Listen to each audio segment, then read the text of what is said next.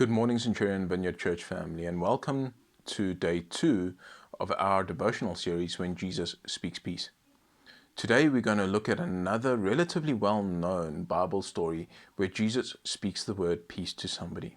It's a story that can be found in Mark's Gospel, chapter 5, verses 25 to 34. It's a story of the healing of the woman who had had a bleeding problem for about 12 years. I find it interesting that the Bible only refers to her as a sick woman. And then it goes on to break down her condition for us. As I've previously mentioned, she had suffered with some type of bleeding disorder for around 12 years. Added to this suffering, it is interesting to note that the Bible says that she suffered a great deal under the hands of many doctors. Verse 26. And added to this, the unsuccessful and probably humiliating and degrading treatments and handlings that she had received at the hands of these doctors had cost her everything that she had. Now, not only had this woman suffered for 12 years, but added to this, she was a social outcast as well. She was a pariah, a persona non grata. By Jewish law, because of her condition, she was considered unclean. By Jewish law, she wasn't actually allowed out in society because anybody she touched, brushed up against, came into contact with, also became unclean. If anybody recognized her and saw her brush up against somebody else, she was at risk of being stoned. And she must have brushed up against folk. Verse 24 tells us that not only was a large crowd following Jesus and surrounding him, but it was pressed up against him, jostling him. How could she move through that crowd to be able to reach out and touch even just the hem of his robe without coming into contact with people? There was no social distancing here. But in her total desperation to be healed, to be whole, to be a recognized person again, she presses through just to touch the edge of his clothes. She had heard about Jesus and the miracles that he had performed and the power that he had, and she believed that this was all that she needed to be restored. It was her desperation for restoration that drove her faith to be healed. And it worked. She is healed.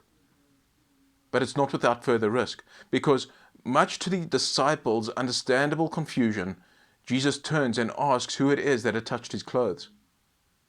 There were people all around him, pressing up against him. How could he ask such a question? I personally think that he knew, but he was doing something else here too. Let's look at it. You see, the woman knew that if she owned up to the fact that it was her, and people found out about it, that she would in all likelihood still be stoned.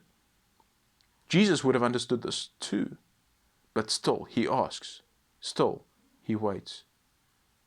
Now the woman can't just sneak away into the crowd anymore and disappear. The crowd stopped.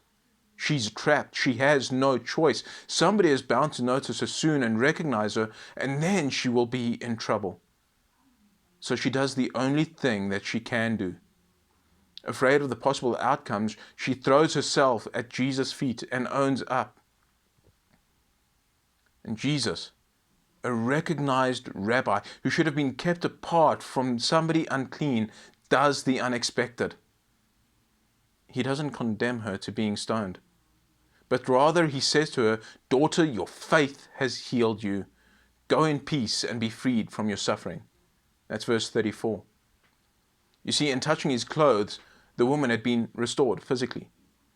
By saying what he said, Jesus restored her emotionally. He restored her dignity, and he restored her place back in society. No longer is she the sick woman. Now she is daughter. By acknowledging her in front of everybody, by declaring her clean, Jesus gave her the right to be a part of society again. Go in peace, he says, indicating that she's not to be troubled, she's not to be attacked, she's not to be antagonized by anybody for who she had been. Go in peace and be freed from your suffering, he says, indicating that she is healed physically, emotionally, and psychologically. she has been completely and holistically restored. And in that restoration, peace now comes into her life. What's been troubling you for a long time? What have you lost? What has been taken from you? Can I encourage you to press in, to press through, to lay a hold of Jesus, to hear those words, son, daughter, you have been freed. You have been restored. Go in peace.